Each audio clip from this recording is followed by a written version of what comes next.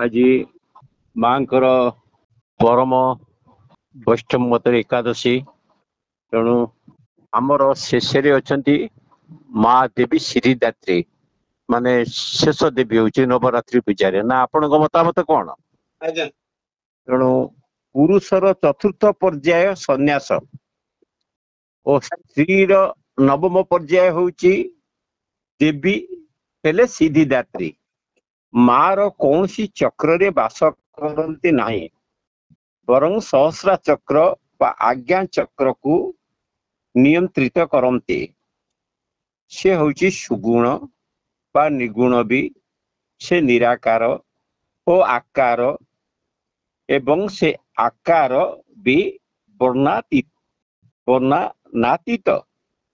केतक शास्त्र रे माँ पद्म उपरे चतुर्भुजा रूपे बास करती माँकर कृपा हेले जीव मोक्ष प्राप्ति करी श्री भगवान को चरण आदि स्थान पाई थाए तापरे न थाए जन्म न थाए मृत्यु जीव निजे परम ब्रह्म पलटि जाए मान जीव निजे परम ब्रह्म पलटि जाए से समय सबु जीवेरे जे समानता देखि पारंती जार जदि कहार प्रति हिंसा असूया न थाए जे निजर सर्वस्व भगवान को दान करि थाए जार शरीर प्रति प्रीति न थाए जार कौनसी निजस्व बास न थाए जे केवल श्वास को निजर बोली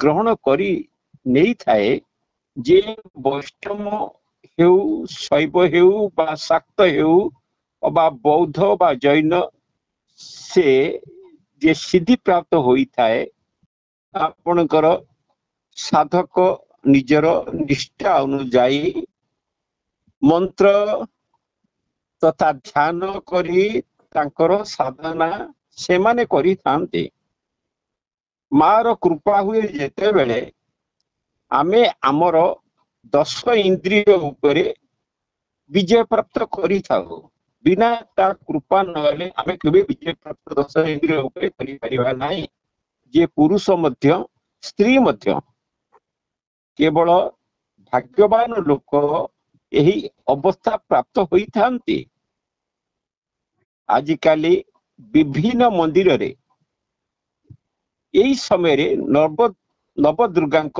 रूप प्रदर्शित होउछि विभिन्न अलंकार दी करूछंती किंतु समस्त को अनुरोध निज भितरे सही रूप देखिबा को अत्यंत पक्षे चेष्टा करंतु ताहा द्वारा आपण परिवार वर कल्याण हेबो विभिन्न तांत्रिक तथा कथाकथित साधु किछि सिद्धि प्राप्त करि थांती कहीं कि ना से माने सिद्धि पाइबा पई बहु प्रकार साधना अछि से साधना भितर केते साधना कहूछि एक रे प्रेत साधना दुई रे पिशाच साधना तीन रे जक्षिणी साधना इत्यादि सिद्धिदात्रिक मध्य रे सिद्धिदात्रिक साधना रे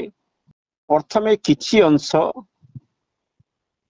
यही सोपान देई गति करा होई थाए उपरोक्त साधना वर्षे 2 वर्ष रे सिद्धि हेई जाउथिबा बेले मूल साधना पाई सारा जीवन एपरिकी जन्म जन्मांतर पाई आपण को भोगिबा को पड़ी थाए प्रेत और पिशाच साधना रे निजको दिया जाइथिबा भोग बा लोभ को प्रत्याख्यात करी इंद्रिय दमन करि पारिले पाई हमको आग को बा आउ थे कही दूसरी प्रेत पिशाच साधना रे निजको दिया जाइथिबा लोभ को प्रत्याख्यात करी इंद्रिय दमन करि पारिया पाई आग को मात्रा ଥାଏ କିନ୍ତୁ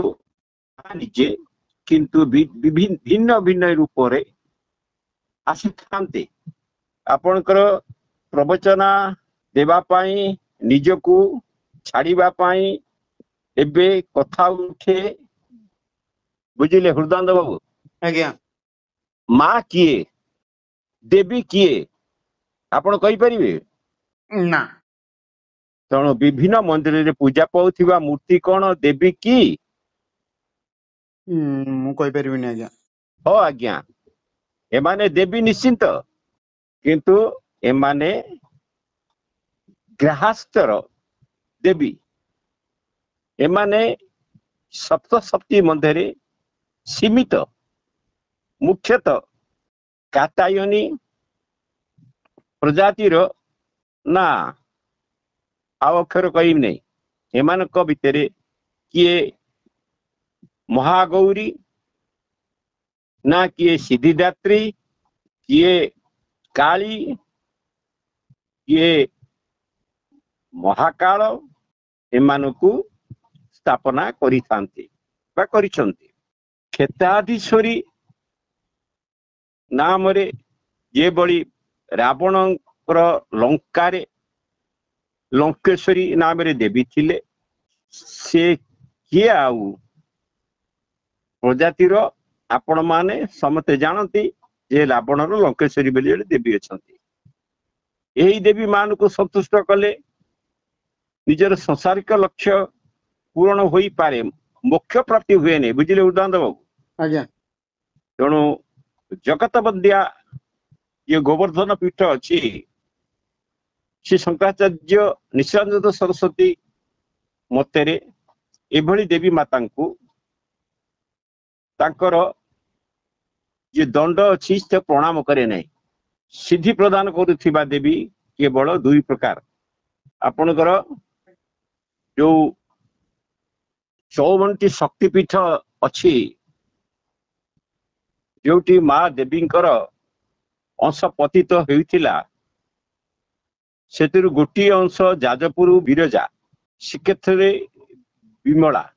ଦଶ ମହାବିଦ୍ୟା ଯେଉଁମାନେ ଜନ୍ମ ଓ ମୃତ୍ୟୁ ଚକ୍ରରୁ ଊର୍ଦ୍ଧ୍ୱରେ, ଯେଉଁମାନେ ଶାଶ୍ୱତ ଓ ସ୍ଥିର, ବିଭିନ୍ନ ସମୟରେ ବିଭିନ୍ନ ରୂପରେ ନିଜର ପରିପ୍ରକାଶ କରିଥାନ୍ତି। ଏ ଦଶ ଦେବୀ ହେଲେ, ଆପଣ ଜାଣି ଦଶ ଦେବୀଙ୍କ ନାଁ କହିବି, ଜାଣିଛନ୍ତି ଆପଣ? ଆଜ୍ଞା କୁହନ୍ତୁ। 1ରେ କାଳୀ, 2ରେ ତାରା, 3ରେ ତ୍ରିପୁରା ସୁନ୍ଦରୀ ବା ଷୋଡଶୀ, 4ରେ ଭୁବନେଶ୍ୱରୀ, 5ରେ ଭୈରବୀ, 6ରେ ଧୂମାବତୀ, 7ରେ ବଗଳାମୁଖୀ, 8ରେ ଛିନ୍ନବସ୍ତା, 9ରେ ମାତଙ୍ଗୀ, 10ରେ କମଳା। ଆଜ୍ଞା। ଏତଦ୍ ବ୍ୟତୀତ ବୈଷ୍ଣବ ଧର୍ମରେ ଏବଂ ନବରାତ୍ରି ପାଳନ ହୋଇଥାଏ, ଯେଉଁ ନବରାତ୍ରି କି ଗୁପ୍ତ ନବରାତ୍ରି ଆମେ କହି ଆସିଛୁ, ଯୋଉଟାକୁ ଆମେ ନବ ଦିନାତ୍ମକ ଯାତ୍ରାକୁ ରଥଯାତ୍ରା ବୋଲି କହିଥାଉ। ପ୍ରତ୍ୟେକ ଦିନ ସନ୍ଧ୍ୟାରେ ପ୍ରଭୁ ଜଗନ୍ନାଥ ବା କାଳିଆ ବା କାଳୀ ଭିନ୍ନ ଭିନ୍ନ ବେଶ ଧାରଣ କରିଛନ୍ତି। ଏଇ ଯୋଉ ବେଶ ଧରନ୍ତି ଏ ନବରାତ୍ରି ଭିତରେ, ସେ ବାବଦରେ ସମସ୍ତେ ଜାଣିଛନ୍ତି ଏବଂ ଏହି ବେଶ ଗୁଡିକ ଦଶ ମହାବିଦ୍ୟା ସହିତ ନିବିଡ଼ ସମ୍ପର୍କ ରହିଛି। ଦେବ କେବଳ ଦେବୀ ଭଗବାନ ନୁହେଁ, ଜଗନ୍ନାଥ ଶାସ୍ତ୍ରରେ ମଧ୍ୟ କୁହାଯାଇଛି। ନୀଳାଚଳେ ଜଗନ୍ନାଥ, ସାକ୍ଷାତ ଦକ୍ଷିଣ କାଳୀ, ସୁଭଦ୍ରା ଶ୍ରୀ ଭୁବନେଶ୍ୱରୀ। ସମସ୍ତ ଜଗନ୍ନାଥ ମନ୍ଦିର ଦେବୀମୟ। ରତ୍ନ ସିଂହାସନରେ ଆରୂଢ ଥାନ୍ତି ଜଗନ୍ନାଥ, ବଳଭଦ୍ର, ସୁଭଦ୍ରା, ସୁଦର୍ଶନ, ଭୂଦେବୀ ଦୁର୍ଗା ଓ ମାଧବ। ଏ ମିଛ ନା ସତ? ଆଜ୍ଞା। ଏଇ ଯୋଉ 7 ଜଣଙ୍କ ଭିତରୁ 5 ଜଣ ସାକ୍ଷାତ ଦେବୀ, ଆଉ ବାକି ରହିଲେ ଯିଏ ବଳଭଦ୍ର ଓ ସୁଦର୍ଶନ ମନ୍ଦିର ମଧ୍ୟରେ ବିମଳା ଓ ଆପଣଙ୍କର ସାବିତ୍ରୀ ଓ ଲକ୍ଷ୍ମୀ। ଉତ୍ତର ଭାରତରେ ରାଧା ମାଧବ ପରମ୍ପରା, ଓଡ଼ିଶାରେ ଦୁର୍ଗା ମାଧବ ପରମ୍ପରା। ନବ କଳେବର ଠାରୁ ଆପଣଙ୍କର ଆରମ୍ଭ କରି ସୁରୁଖୁରୁରେ ରଥଯାତ୍ରା ହେବା ପାଇଁ ଛୋଟ ଛୋଟ ଦେବୀ ମାନେ ବିଭିନ୍ନ ରୂପରେ ଲାଗିଥାନ୍ତି ମା ଦକ୍ଷିଣ କାଳିକା ତଥା ଜଗନ୍ନାଥଙ୍କ ସେବାରେ ବହୁ ବିଚିତ୍ର ଲୀଳା ସେ ମା ସିଦ୍ଧିଦାତ୍ରୀଙ୍କର।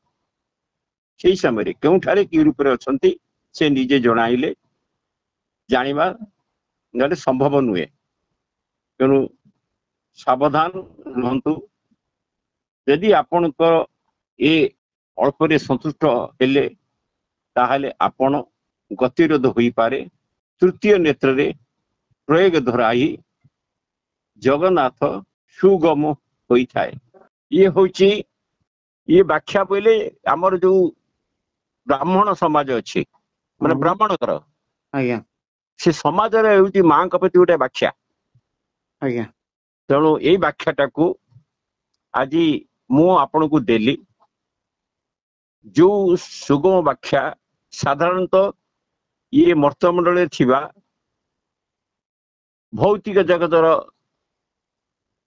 ସିଦ୍ଧ ଯୋଗୀ ବା ଭୌତିକ ଜଗତର ବଦ୍ଧ ଲୋକ ସମସ୍ତେ କଣ ଜାଣନ୍ତି କି? ନା ଆଜ୍ଞା। ତେଣୁ ସେଥିପାଇଁ ମୁଁ ଆପଣଙ୍କୁ ଏ ବିଷୟଟି କହିଲି।